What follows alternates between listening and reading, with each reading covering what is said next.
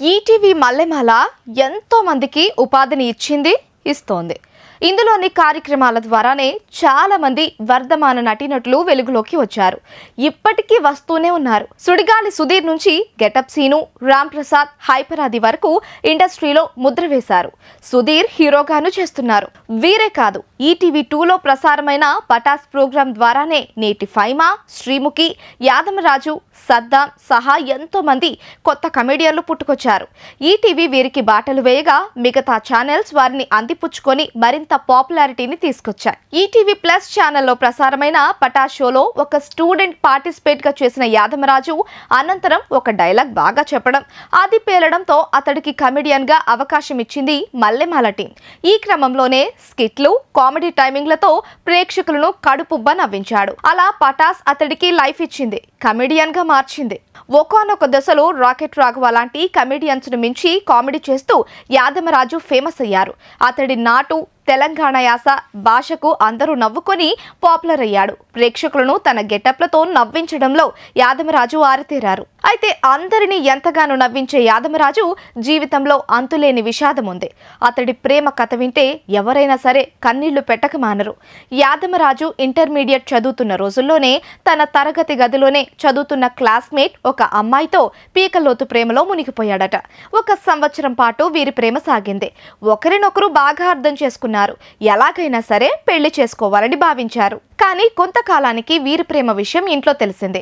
అమ్మాయికి యాదమరాజు కులం తెలిసి తక్కువ కులం అంటూ బ్రేకప్ చెప్పేసిందట. అప్పటి నుంచి మానసికంగా కృంగిపోయాడట యాదమరాజు. ఆ బాధను మనసులో పెట్టుకొని బయటకు చూపించలేక సమాజం ఏమంటుందోనన్న ఆలోచనలతో ఎంతో మానసిక క్షోభకు గురయ్యాడు. ఆ అమ్మాయిని గుర్తుకు తెచ్చుకొని కన్నీళ్లు పెట్టుకున్నాడట యాదమరాజు. ఆ అమ్మాయి అన్న మాటలను కసిగా మార్చుకొని తక్కువ కులమైన జీవితంలో ఉన్నతంగా స్థిరపడాలని, ఆ అమ్మాయికి బుద్ధి చెప్పాలని ప్రయత్నాలు ప్రారంభించాడు.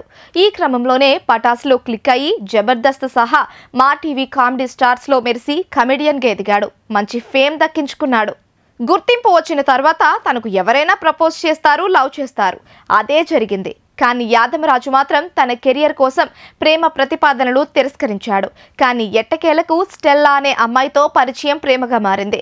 యాదమరాజును కులాన్ని చూడకుండా మనిషిగా చూసి స్టెల్లా ప్రేమించింది. దీంతో పాత జ్ఞాపకాలన్నింటినీ చెరిపివేసిన యాదమరాజు ఈ కొత్త అమ్మాయితో తన కొత్త జీవితం ప్రారంభించాడు.